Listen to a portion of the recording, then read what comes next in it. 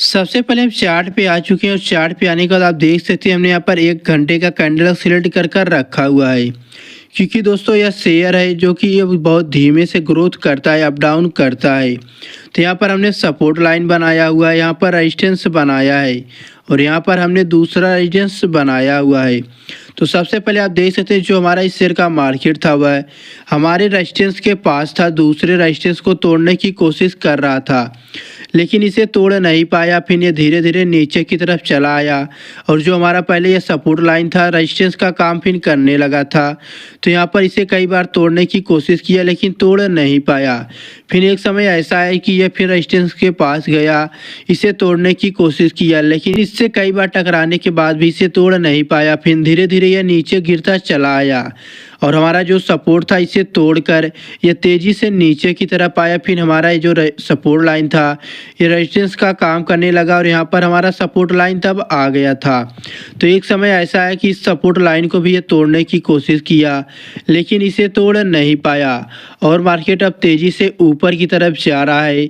अगर यह इस समय जो कैंडल बना रहा है इस रेजिस्टेंस को तोड़ देता है तो आप इस शेयर को बाई कर सकते हैं, तब मार्केट तेज़ी से ऊपर की तरफ जाएगा। अगर इस सपोर्ट लाइन को तोड़ता है तो आप इस शेयर को बिल्कुल भी बाई मत कीजिएगा क्योंकि तब मार्केट तेज़ी से नीचे की तरफ गिरेगा।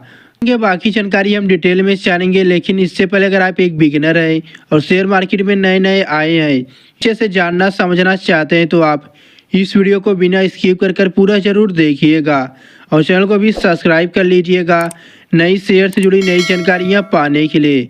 और वीडियो को लाइक नहीं किए तो वीडियो को भी लाइक कर दीजिए क्योंकि आपके लाइक करने से हमें मोटिवेट मिलता है। फंडामेंटल पर हम आ चुके हैं और फंडामेंटल पे आने के बाद सबसे पहले हम जानेंगे मार्केट कैप को। हमारा मार्केट कैप जितना बड़ा रहता है उतना ज़्यादा रिस्क कम हो जाता है शेयर बाई करने के लिए और जितना छोटा मार्केट कैप रहता है उतना ज़्यादा रिस्क बढ़ जाता है शेयर बाई करने के लिए। तो आप देख सकते हैं इस शेयर की जो मार्केट कैप की वैल्यू है वह 7.43 करोड़ रुपए की है। इसके बाद हम बात करते हैं ईपीएस की, अर्निंग पर शेयर की, जो कि इस समय माइनस में है 4 पैसे का। आगे चलते हैं और हम बात करते हैं करेंट प्राइस की, यानी जिस समय आपको हम जानकारी दे रहे हैं इसका प्राइस कितना है तो 4 रुपए का है। इसके बाद है बुक वैल्यू। बुक वैल्यू समय यह पता चलता है कि हमने अगर इस शेयर को बाई किया है और बाई चांस यह कंपनी किसी कारणवश एकाएक बंद होती है तो उस समय जो बुक वैल्यू की अमाउंट रहती है हमें वही अमाउंट जोड़कर जितने शेयर हम बाई किए रहते हैं उतने पैसे रिटर्न किए जाते हैं। तो इस समय इसका प्राइस कितना है 2.93 रुपए का है। इसके बाद है ROE, रिटर्न ऑन इक्विटी, कि यह शेयर अपने शेयर से कितना रिटर्न निकाल रहा है। यह 20% के ऊपर रहता है तो अच्छा भी रहता है शेयर बाई करने के लिए। फिलहाल यह कितना है 2.75% का है।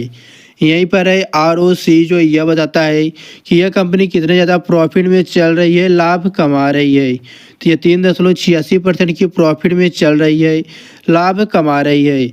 आगे चलते हम जानते हैं इंडस्ट्री पी। तो इस शेयर का इंडस्ट्री पी कितना है 34.1% का है। इसके बाद है डेब्ट टू इक्विटी। डेब्ट टू इक्विटी से हमें यह पता चलता है कि इसके ऊपर लोन कर्ज कितना है। यह अगर 0 से 1 के बीच में रहता है तो काफ़ी अच्छा रहता है शेयर बाई करने के लिए। फिलहाल यह कितना है 0.11% का है और यहीं पर डेब्ट टू रियल अमाउंट को बताता है। तो डेब्ट टू इक्विटी परसेंट में बताती है कर्ज लोन को। तो इसके ऊपर इस समय 61.4 करोड़ रुपए का कर्ज यानी लोन है।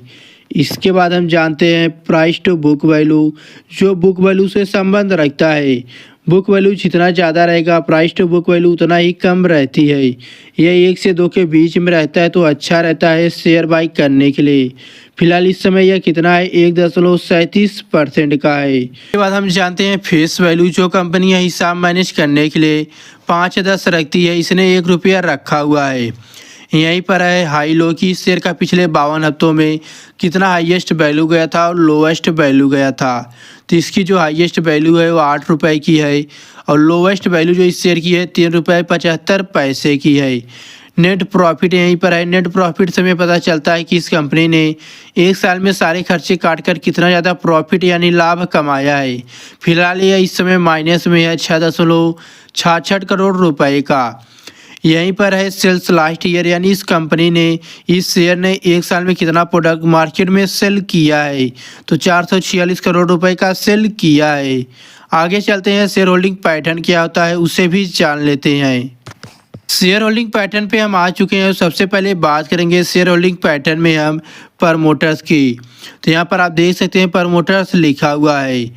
मार्च 2022 में जो इसकी संख्या थी वह सही से शो नहीं कर रही है, इसलिए हम देखते हैं जून 2022 में जो इसकी संख्या है वह कितनी है, 13.31% की है।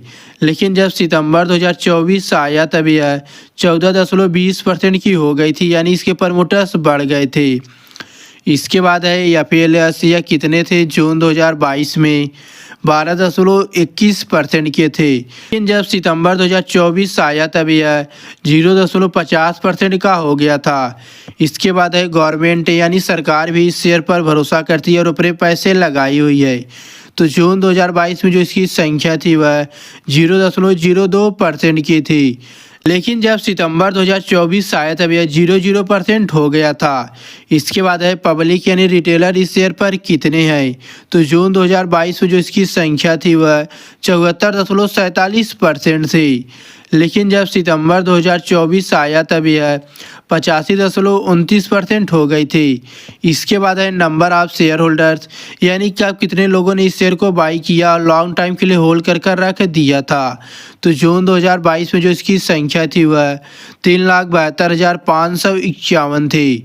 लेकिन जब सितंबर 2024 आया तब यह 7,92,514 हो गई थी। यानी जो इसके शेयर होल्डर्स हैं वह तेज़ी से बढ़ रहे हैं, इस शेयर को बाई कर लॉन्ग टाइम के लिए होल्ड कर रखना शुरू कर दिया है। अगर आपने इस वीडियो में कुछ नई जानकारी पाई हो तो अभी तक आपने वीडियो को लाइक नहीं किया है तो वीडियो को भी लाइक कर दे और चैनल को भी सब्सक्राइब कर ले, ऐसे नई शेयर से जुड़ी नई जानकारियाँ पाने के लिए। हम मिलते हैं एक नए वीडियो में एक नई शेयर से जुड़ी एक नई जानकारियों के साथ। तब तक के लिए हमें दीजिए इजाज़त। जय हिंद, वंदे मातरम।